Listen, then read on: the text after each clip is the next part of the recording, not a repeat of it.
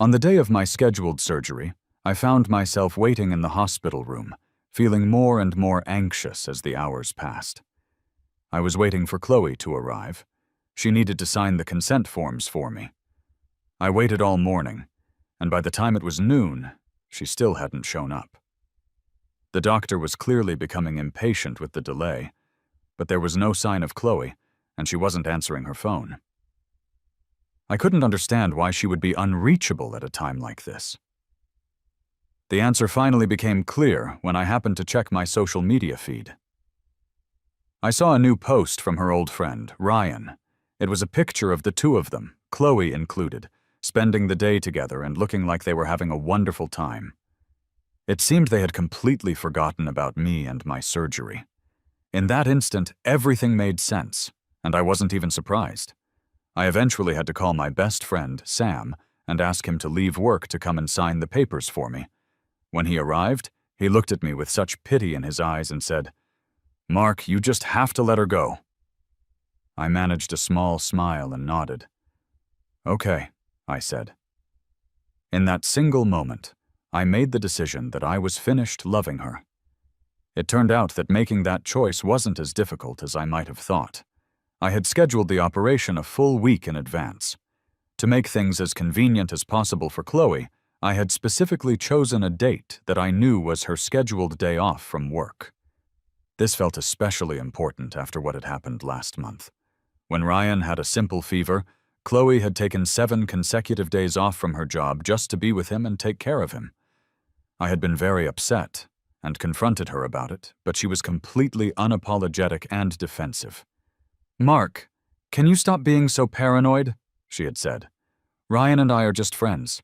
What's the big deal if I take care of him when he's sick?" That argument led to us giving each other the silent treatment for more than 2 weeks. Then, a week ago, I had an acute gallbladder attack, and the doctor strongly recommended I have surgery to remove it. When I told Chloe, she was the one who specifically asked me what day the surgery was scheduled for. I recognized that she was probably trying to use this as a way to fix things between us. In every fight we'd had in the past, I was always the one who eventually gave in and tried to make up. This time, I had refused to be the first one to budge. I never expected her to use my illness as the reason to reach out. To be honest, I thought it meant she still had feelings for me, and that only her stubbornness had been causing our problems. I was genuinely touched that she seemed to be making the first move, so I made sure to schedule the surgery for her day off. But when I checked into the hospital the day before the procedure, Chloe told me she suddenly had to work overtime. She promised she would come first thing in the morning to sign the papers. So I waited, and I kept waiting. By noon, even the doctor was losing his patience. I had no other option but to call my coworker and best friend, Sam, to come and sign for me. I must have looked absolutely pathetic sitting there, because Sam could barely even look me in the eye. Thinking back on my entire relationship with Chloe, she had always been the one in control. She would be warm one minute and cold the next, always keeping me at a distance. Her mood dictated my entire day, and I felt like I had completely lost sight of who I was a long time ago. I always justified it to myself, telling myself that this was just part of the effort required, a sign of how deeply I loved her. In the end, though, it seemed I was the only one moved by my own devotion. Chloe never seemed to give a damn about anything I did for her. This whole relationship, from the beginning, was just me being pathetically in love by myself. Sam looked at me and said hesitantly, "Mark, just give up." I wasn't looking at him. I was looking at the newest update on Ryan's social media feed. He had just posted a picture of a woman in a kitchen, seen from behind, cooking a meal for him. The woman was unmistakably my fiancée, Chloe.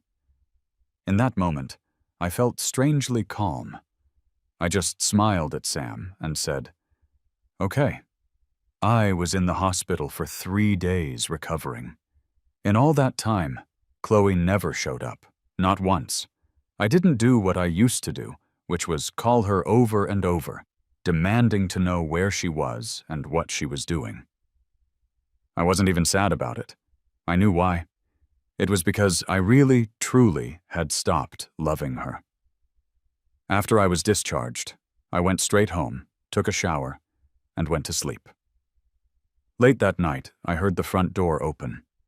It was Chloe. In the past, I would have immediately jumped out of bed and started a huge fight, demanding to know if she even cared about me at all. But now, all I wanted to do was sleep. Chloe seemed shocked to find me home and already in bed. She sat on the edge of the mattress and gently nudged me. "Mark, are you asleep?"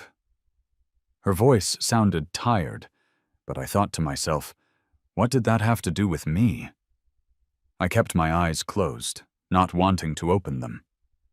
Chloe, for her part, waited patiently by the bed. Her patience with me usually lasted about half an hour at most. Sure enough, about 20 minutes later, I heard her leave the room and slam the front door as she left again. Without the uncomfortable feeling of someone watching me, I quickly fell into a deep sleep and didn't wake up until noon the next day. After getting up, I washed up and went to the kitchen to make myself a simple bowl of plain porridge. Even though the surgery was minimally invasive, the incision still throbbed with a dull pain. I was in the middle of eating when Chloe came back. She glared at me with a dark expression, while I just smiled back at her. It felt truly bizarre. I was the one who was sick, and she was the one who had abandoned me at the hospital, so why was she looking at me like that? Was she angry that I hadn't started a fight with her? Arguing takes energy, and I was a patient who had just gotten out of surgery. I didn't have the strength to argue with her. Chloe's face was grim as she asked, "Aren't you going to ask me what I was doing?" I pretended to be surprised. "Weren't you taking care of Ryan? I saw his post," Chloe pressed on. "You're not mad?" I shook my head. "Why would I be mad? You've said it 1,000,000 times. You and Ryan are just friends. I believe you." Chloe opened her mouth, then closed it again. What could she possibly say? In the past, whenever I'd gotten angry about how close she was with Ryan, she would always give me an impatient look and say, "Ryan and I are just good friends. Why does your mind always have to go to the gutter? Can't a guy and a girl just be friends? Mark, seriously, stop being so gross. I'm your fiancé. If you can't even give me that much trust, what's the point of this relationship?" Later, Chloe and Ryan started spending more and more time together. It got to the point where even if I argued with her until I was red in the face, she'd just give me the cold shoulder, not even bothering to explain. She would just watch me impassively as I flew into a rage, then say nothing, ignoring me completely until I couldn't take it anymore, and came to her to admit I was wrong and apologize. Then, depending on her mood, she'd either complain about me for a bit or mock me, and the whole thing would be over. So now that I wasn't fighting or making a scene, and was acting so understanding, why did she look so lost? Shouldn't she be happy? I finally understood. I had let it go. Thinking about how I used to get so consumed with jealousy, I'm sure I looked pathetic. No wonder Chloe always looked at me with such contempt. Looking back now, even I despise that version of myself who couldn't control his emotions. Seeing Chloe standing there speechless, I lowered my head and went back to my porridge. Chloe went into the kitchen on her own, then came out and looked at me. "You only made enough for yourself?" I nodded honestly. Chloe seemed a little angry. "What about me?" I was baffled. "I didn't know you were coming back. You can make your own. I just had surgery. I don't have the energy to cook for you." Chloe was about to protest, but when she heard me mention the surgery, she immediately shut up. She made herself a bowl of noodles and sat down across from me. Watching her sit down, I felt a wave of annoyance. I quickly finished the last of my porridge in a few gulps, got up, and walked away. Chloe finally lost her temper. She slammed her chopsticks on the table and yelled at me, "Mark, what the hell is your problem? You leave the second I sit down?" I calmly held up my empty bowl for her to see. "I'm finished. Besides, I'm not supposed to sit for too long." I think the look I gave her in that moment, full of impatience and contempt, was the same look she used to give me. Knowing she was in the wrong, Chloe insisted on taking the day off to stay home and take care of me.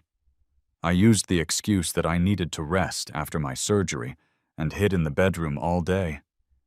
I couldn't even be bothered to get up for the special meals she cooked for me at lunch and dinner. That evening, Chloe took a phone call, then came cautiously to the bedroom door. She whispered my name tentatively. "Mark? Mark?" I pretended to be asleep. Chloe started talking to herself.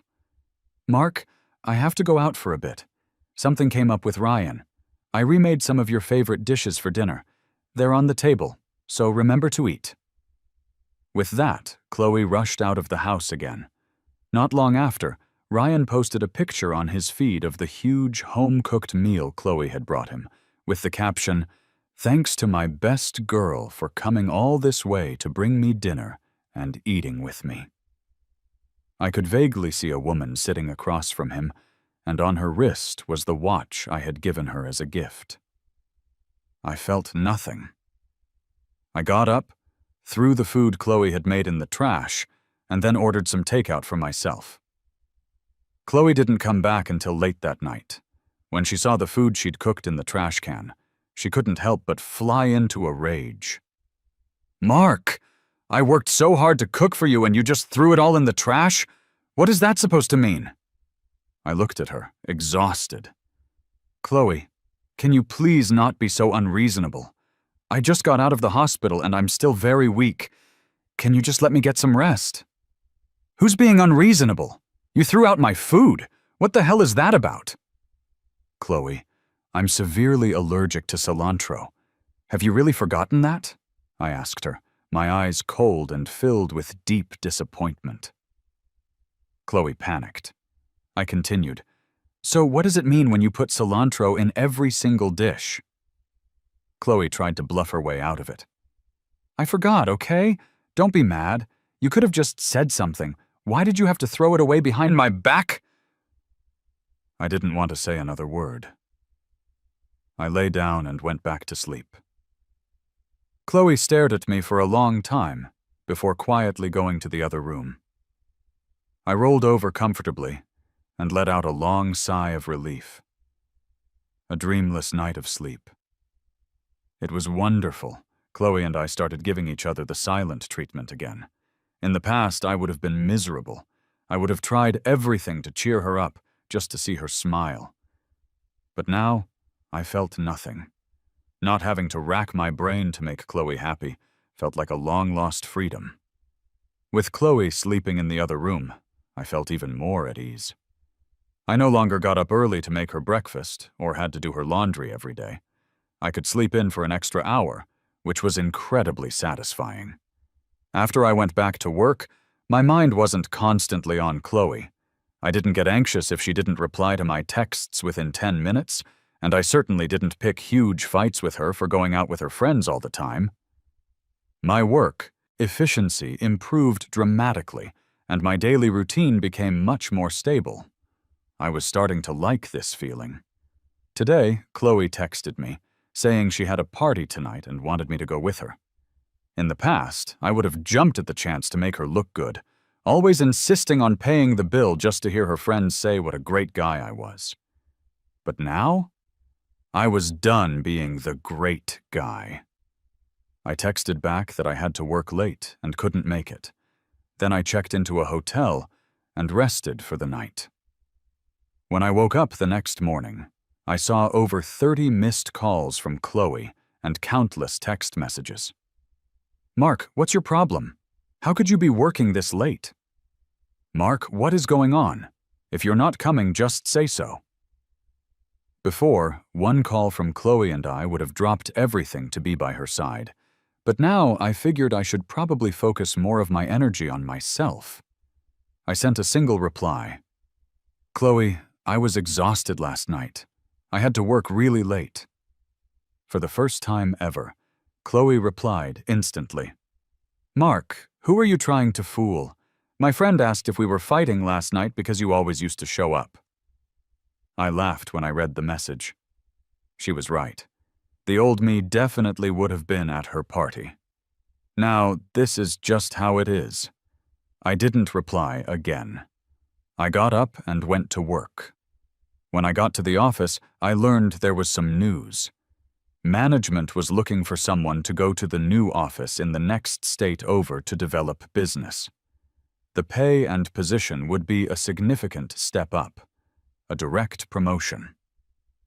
In all my years with the company, I'd never been proactive, so my position hadn't changed. I was always revolving around Chloe, and work was a low priority. Now, I wanted to make a change. I went into the general manager's office to ask about it, and soon enough, I had locked in the transfer. After gathering a few things, I went home to grab my luggage and left directly for the neighboring state. That night, Chloe updated her social feed with a new photo. In the picture, she was holding a wine glass by herself, with a beautiful beach sunset in the background. On her wrist was the watch I'd given her last year. I calmly scrolled past the photo without reacting. I knew Chloe too well. She posted that picture to hint that I should hurry up and make up with her. It was her olive branch, but I had no intention of accepting it. Ryan quickly liked Chloe's post and commented, "Let's grab a drink together." Probably because she got no reaction from me, Chloe replied instantly, "Okay." I pretended I didn't see it and kept scrolling through my feed, liking and commenting on other friends' posts. A little while later, Chloe's call came through. "Mark, come home early after work. We can have dinner together. Or you could meet me after work, and we can go shopping and cook at home." Those were all lines I used to say. I was direct. "No, I'm on a business trip. I'm in the next state over. It'll probably be at least a month before I'm back." There was a long silence on Chloe's end. "Why didn't you tell me you were going on a business trip?" I replied, "I forgot. Is there anything else? If not, I'm going to hang up." Chloe asked which hotel I was staying at, and I sent her the location. She said she would come find me after work. I refused several times, but Chloe ignored me and hung up. Around 10 p.m., Chloe messaged that she had arrived at the hotel. I gave her the room number, and she came up. When I opened the door, Chloe wasn't alone. Ryan was standing right beside her. My expression didn't change as I gave them a small smile. Chloe looked a little awkward. "Mark, Ryan was worried about me traveling so far alone at night. He didn't have anything else to do, so he came along to see you." I nodded to show I understood. Ryan tilted his head and smiled. "See? I told you Mark wouldn't care if I came with you. He's not the jealous type. Besides, there's nothing going on between us. We're just good friends, right?" Chloe stared at my face nervously, trying to read my expression. I knew she wasn't worried about me. She was worried that if I lost my temper, it would be embarrassing for Ryan. In the past, I definitely would have made a scene, but not anymore. It occurred to me that I was, for all intents and purposes, still Chloe's boyfriend. We hadn't broken up yet, so I smiled at Ryan and said, "You're right, I'm not jealous. I'm happy you two are so close." Chloe looked at me with suspicion, but at the same time, she let out a sigh of relief. After all, we were in a hotel. A fight would look bad for everyone. Ryan, however, raised his eyebrows in disbelief and continued to stir the pot. "Chloe, see? Mark's fine. We both have work tomorrow, right? Let's head back." Chloe hesitated. Ryan reminded her, "The clients visiting the company tomorrow are crucial. We both have to be there." Hearing this, Chloe looked at me with a hint of apology in her eyes. She tried to hug me, but I dodged it. She told me to come home soon, then turned and left with Ryan. I didn't see them out. I just closed the door. Of course, I didn't see Chloe turn back to look in my direction when she heard the door close. Her eyes filled with confusion. She asked, Ryan, do you think something's off with Mark? Ryan's eyes flickered. No, why? Chloe said, Mark would have always walked me downstairs before. But Ryan cut her off with a laugh. Mark's probably just tired. Don't be so sensitive. He must not be taking good care of you. Only insecure people get that sensitive. With that, he took Chloe's hand and led her away. I threw myself into my work. My productivity skyrocketed compared to before. I never replied to Chloe's messages instantly anymore, only sending a few simple responses each night. Whenever Chloe asked, I always had the same reason. I was busy. The month-long business trip ended quickly. When I got back to the main office, I was also notified of my promotion to supervisor. It was my first promotion since I started with the company. I was ecstatic and invited some colleagues out that night to celebrate. My coworkers were all surprised. After all, I used to revolve around Chloe and almost never joined them for gatherings. When we got to the restaurant, I was surprised to see Chloe was there too. She was also having dinner with her colleagues. They were teasing her and Ryan, daring them to link arms and drink. As I walked in, I saw that exact scene. Their arms intertwined, heads tilted back as they drank. My colleagues had met Chloe before, and when they saw this, they all turned to look at me. Chloe's colleagues knew me too.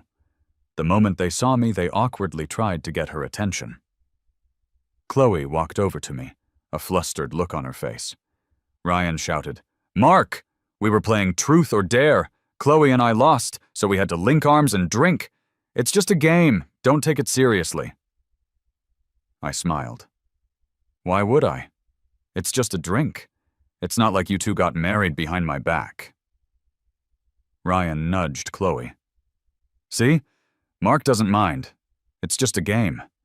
I bet Mark has played his fair share of games with his coworkers too. I cut him off without hesitation. I've hardly ever gone out with my coworkers. Ryan, if you're going to make accusations, at least get your facts straight. Besides, my colleagues and I would never do something with such poor boundaries as linking arms to drink. We have more class than that. Ryan shot back. What's that supposed to mean? If you have a problem with us playing a game, just say it. What's with the passive-aggressive jabs? I just smiled. Why are you so worked up?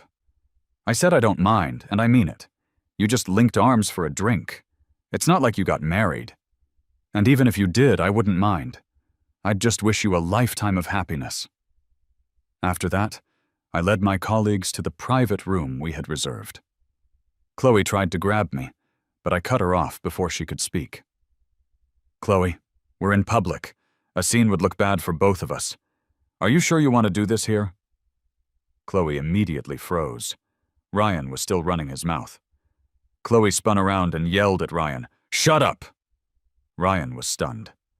Chloe, how can you yell at me in front of all these people? No, you have to apologize to me. If you don't apologize, I'll never speak to you again. Chloe, we've been friends for so many years, can't I even joke around? Chloe roared. I told you to shut up, didn't you hear me? Ryan was completely dumbfounded. While they were bickering, I quickly made my way to the second floor, leaving them behind. Chloe was calling my name from behind me, but I pulled out my phone and pretended to be on a call, acting like I hadn't heard her. At the party, no one mentioned what had just happened, probably not wanting to make me feel awkward. I acted like nothing was wrong and had a great time. It turns out that when you don't spend all your time on Chloe, the world is a much better place. Chloe texted me. Mark, we're done. I'm waiting downstairs for you. What time will you be finished? I didn't want my coworkers to see me tangled up with her, so I replied, Don't wait. I won't be done for a while. You should just go home. But Chloe insisted, I don't care how late it is. I'll wait for you. I rolled my eyes and motioned to my colleagues, who were about to leave, to have another round. A few of the quicker ones seemed to catch on, and were happy to stay and keep drinking with me. I kept it going until I absolutely couldn't anymore, and then we finally called it a night. When we all went downstairs, sure enough, there was Chloe, waiting alone by the entrance. My colleagues awkwardly greeted her, and Chloe naturally came over and wrapped her arm around my waist.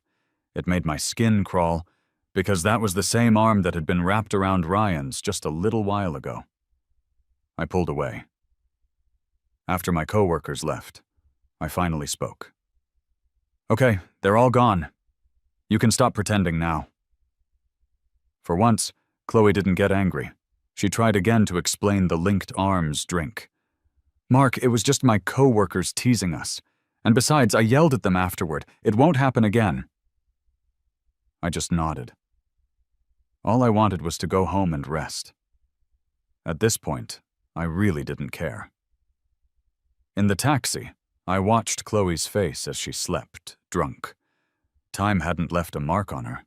She was as beautiful as ever. Even though I had decided to stop loving her, I had to admit Chloe was a truly remarkable woman. She had been since college. When we first got together, all my dorm mates were jealous that I had landed the campus belle. Back then, we were truly in love. Even though I knew Chloe had confessed to an upperclassman and been rejected, I never let it bother me. That upperclassman was Ryan. At the time, I even wondered how anyone could reject a girl as amazing as Chloe. But I was glad Ryan had turned her down. Or else how would I have ever gotten together with her? We graduated together, stayed in this city together, found jobs together, and built a life together. I loved her so much that I chose an apartment close to her work. She was thoughtful, too. We bought a car together, and she said that since my commute was longer, I should be the one to drive it.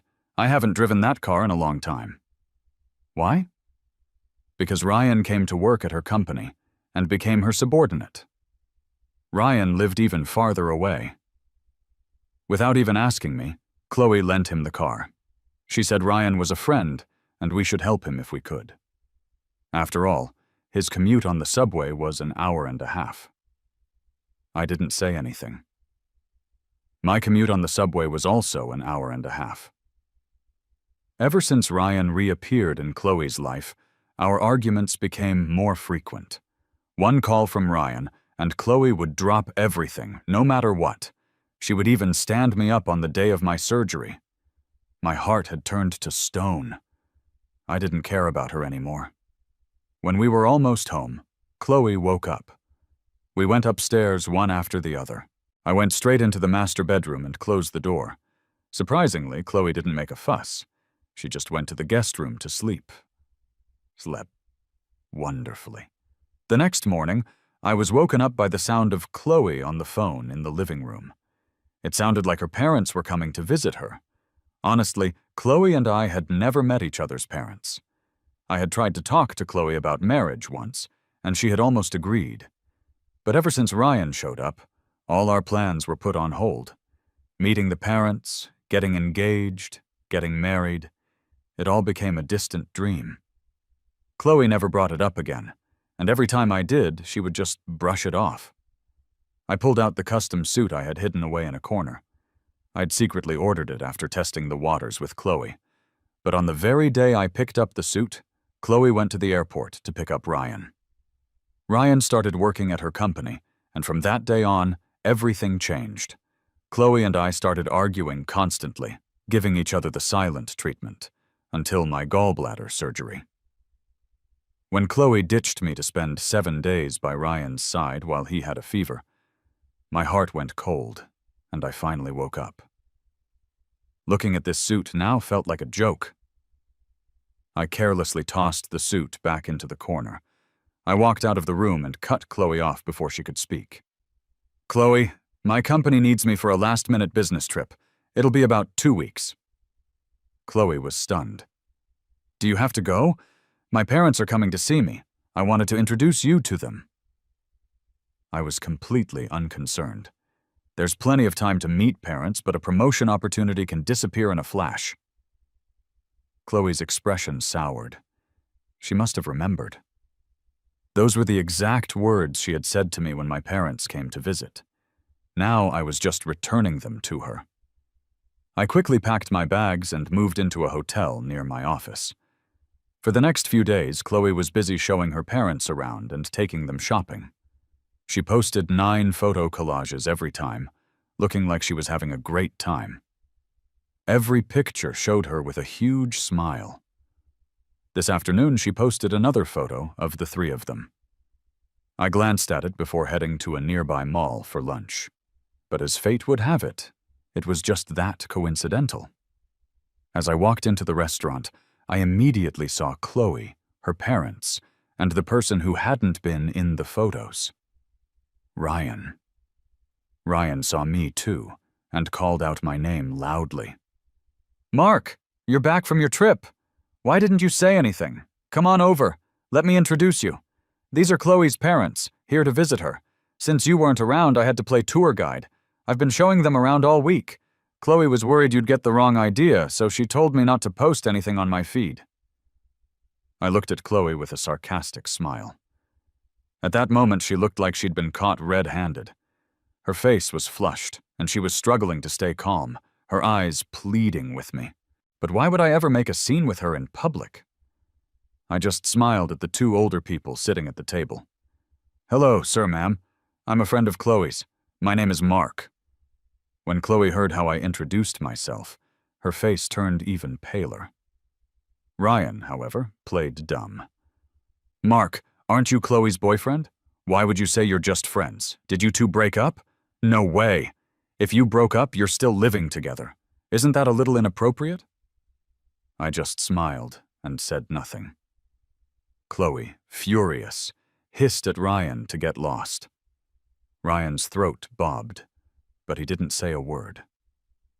Just as I was about to leave, Chloe suddenly looked at me. "Mark, you weren't on a business trip, were you? You were just avoiding me, right?" I sighed, deciding it was time to be clear with her. "Chloe, we need to talk." But Chloe quickly cut me off. "My parents are here. I don't want them to worry. Can we talk after they leave, please?" I nodded, turned around, and went back to the hotel. Since I had already taken the time off, I decided to find a new apartment. After all, I was going to break up with Chloe in a couple of days, and that apartment was just too far from my office. It was better to find something nearby. I got lucky and found a place that afternoon with a great location, price, and layout. I signed the lease without hesitation, planning to move in after I broke up with Chloe. Over the next few days, I started buying things and moving them over bit by bit, so I wouldn't be overwhelmed later. But several days passed, and Chloe still hadn't contacted me. Had her parents not left yet? I couldn't rush her, so I just had to wait patiently. Another half a month went by, and Chloe still said her parents hadn't gone back home. She would occasionally send me texts asking how I was, which I mostly ignored. Lately, the receptionist at my office had been calling me every day to tell me that the lunch my girlfriend had sent had arrived again.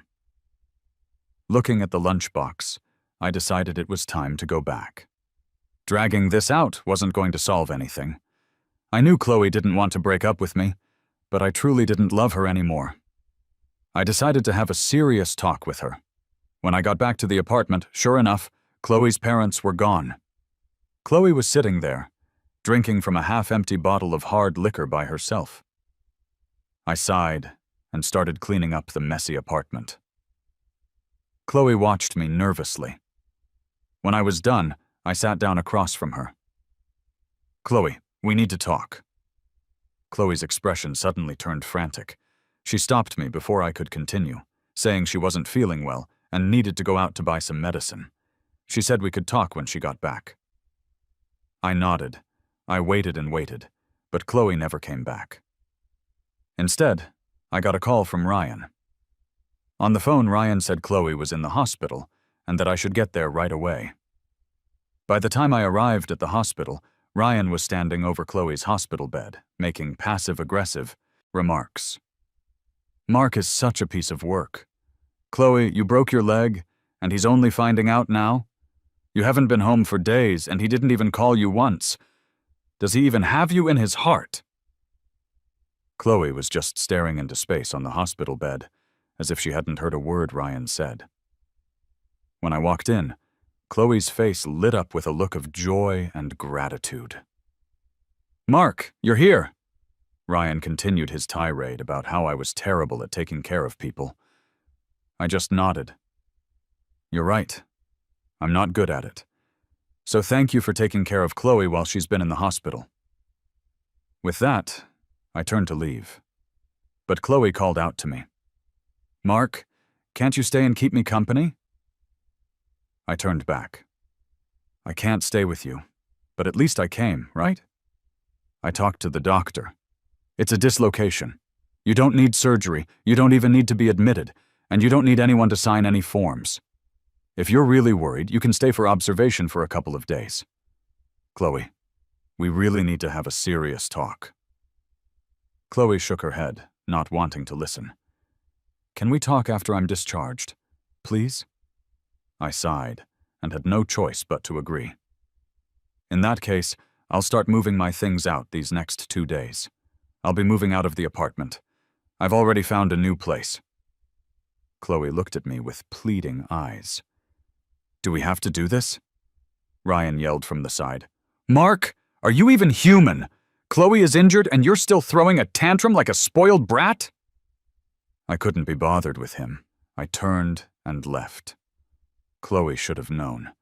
When I was in the hospital waiting for her to sign the papers, she could stand me up without a word. The fact that I even came to the hospital this time was more than generous. The next day, Chloe was discharged. When I got to her place, she had already cooked a full table of food. She invited me to eat with her, and I didn't refuse. I sat at the table but didn't pick up my chopsticks. "Chloe, let's break up." The hand Chloe was using to serve food froze, and her eyes flickered. "Why? Is it because I didn't show up to sign for your gallbladder surgery? I'm sorry. I thought about it afterward, and it was a really terrible thing to do. It will never happen again. Mark, can you forgive me?" Chloe's voice trembled. I was a bit surprised. The normally cold and proud Chloe was suddenly acting so differently, even apologizing to me, but I was unmoved. The damage was done a long time ago. "Chloe, I don't love you anymore." When Chloe heard those words, she stood up excitedly. "That's impossible! How could you not love me? You used to try to make me happy. You'd cook my favorite foods, you'd do my laundry, and this." Chloe pulled out the custom suit. "You even had this suit made. You were going to marry me. How could you not love me? Weren't we supposed to meet each other's parents, get engaged, and get married? How could you not love me anymore? You're just mad, right? Is it because of Ryan? We really are just friends. Is it because I paid more attention to him than to you? Because I lent him the car? Because I was always with him? Because I cared about him more than I cared about you? You're angry about that, right? Mark, I won't do it anymore. Can we get back together? Please. Mark, you had the suit made. How can you not love me anymore?" I looked at the suit, reached out for it, then went to the kitchen and got a pair of scissors. As Chloe stared in disbelief, I cut it to pieces. The crisp suit lay in shreds on the floor. I said, "You see, Chloe? You know what you did was wrong, so why did you keep doing it? You know you cared more about Ryan than you cared about me. Chloe, just because something is always there doesn't mean it will be there forever. Just like this suit, it can be destroyed right in front of your eyes. Chloe, let's break up. I don't love you, and I don't want you anymore." After saying that, I got up to pack the last of my things. While I was in the room packing my luggage, Chloe sat on the sofa, lost in thought. Ryan arrived. He was dragging a suitcase and announced loudly as he walked in, "Chloe, I've come to you for refuge. You have a spare bedroom, right? Can you put me up for a few days? I'll move out as soon as I find a suitable place." "Wow, Chloe, you cooked all this food. Did you know I was coming? These are all my favorite dishes." "Well, don't mind if I do." Before Chloe could even react, Ryan had grabbed a pair of chopsticks and started eating. Chloe shot up from the sofa and slapped the chopsticks out of Ryan's hand. She seemed to have lost all composure, screaming hysterically, "Who said you could eat that? Who gave you permission?" Ryan was dumbfounded. "Chloe, we're old friends. Is it really such a big deal if I have a bite of food?" Chloe pointed furiously at the door and roared, "Who let you into my house? Get out! Get out right now!" Ryan was confused. "Chloe, what's wrong with you? Seeing you like this, how can I leave with a clear conscience?" I had finished packing and walked out of the room with my suitcase. The moment Ryan saw me, he went into his usual routine. "Mark, did you make Chloe angry again? Look at her. Look at what you've done to her. Aren't you going to apologize? Do you even know how to be a boyfriend? I can't imagine what Chloe has been through all these years, how much she must have suffered because of you." I just smiled, completely unbothered. "You're right. She has suffered. But starting today, she doesn't have to suffer anymore. Goodbye, Chloe. Oh, and by the way, I really can't eat any of this food. I'm severely allergic to cilantro, something you never seemed to care about." I walked out with my suitcase, and behind me I could hear Chloe screaming at Ryan to get out. I had finally ended this draining relationship. Looking up at the sky, even it seemed brighter. The company sent me to the branch office again to oversee business. This time I was gone for half a year. When I returned to the main office, the receptionist handed me a package. I took it and opened it. Inside was the suit I had thrown away, now perfectly mended and looking brand new. There was also a letter inside. "Mark, I fixed the suit. Can we start over?" The receptionist told me that Chloe had been waiting for me outside in her car every day after work, staying until late into the night. After work today, I saw the car, and standing beside it was Chloe. Right in front of her, I threw the suit into the trash can, then turned and walked away. Behind me, Chloe's face fell. "See? Not loving someone really isn't that hard.